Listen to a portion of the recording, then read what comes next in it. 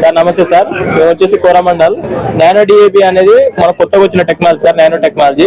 అయితే ఇది nano technology ఎందుకు తీసుకురావడం జరిగిందంటే, మనం డిఏపి ఇప్పుడు అధిక మోతాదులో వేస్తున్నాం కదా, అట్లా కొంచెం మనం భూమి కూడా దెబ్బతింటుంది.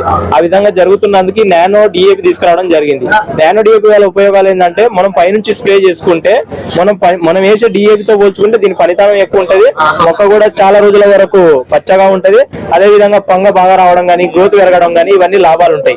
దాంతో పాటు మనం వేసే డిఏపి బస్తాలు కూడా కొంచెం మోతాదు వరకు ఒక 25% వరకు తక్కువ చేసుకునే ఛాన్సెస్ కూడా ఉంటాయి సార్. అదేవిధంగా రైతుకు పెట్టుబడి కూడా తక్కువ అవుతుంది, దిగుబడులు కూడా కొంచెం బాగా వస్తాయి. ఇది వచ్చేసి ఏ పంటకైనా సరే 30 రోజుల తర్వాత స్ప్రే చేసుకోవచ్చు సార్. స్ప్రే చేసుకున్నప్పుడు అలా ఎకరకు 1/2 లీటర్ స్ప్రే చేసుకోవాలి. అది 2 సార్లు స్ప్రే చేసుకోవాలి సార్. 10 రోజుల గ్యాప్ లో 2 సార్లు స్ప్రే చేసుకోవాలి సార్. 30 డేస్ కి ఒకసారి స్ప్రే చేసుకోవాలా, మార్నింగ్ టైం కానీ ఈవినింగ్ టైం కానీ sir. After 8 up to 10 o'clock ఒకసారి చేసుకోవచ్చు, లేకపోతే 4 o'clock. ఇన్ కేసు వాళ్ళ ఫార్మర్ అవైలబిలిటీ బట్టి మధ్యాహ్నం చేసుకున్నా ఏం కాదు.